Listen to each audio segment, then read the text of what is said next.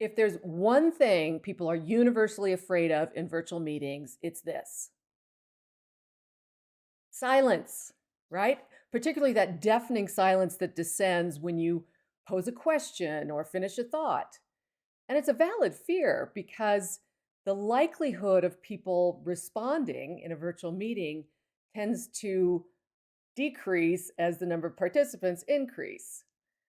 So, how we respond to this is very important because most people jump in and answer their own question.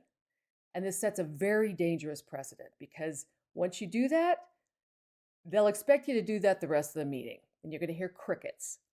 It also takes away people's opportunity to participate. So, it's really important to pause. But the problem is, we don't pause nearly long enough in virtual meetings. Because when we do, we feel like nothing is happening with our audience. We feel like they're just simply waiting for us to say something. And so it's a very vulnerable position. So it's important to understand what is actually going on with our audience when we pose a question in a virtual meeting. So I'm going to share with you what that process looks like.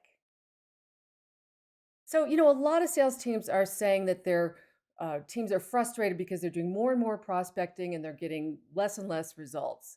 I'm just curious, are those some of the types of experiences you're hearing about as well?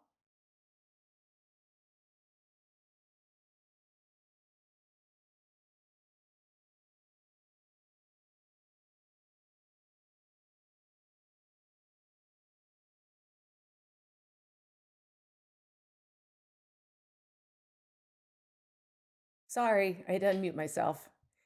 So, that entire process can take as much as 17, 20 seconds. Now, am I suggesting you wait 17 seconds every time you ask a question? No, but we do need to pause a lot longer than we are. 15 seconds is not unheard of, or 10.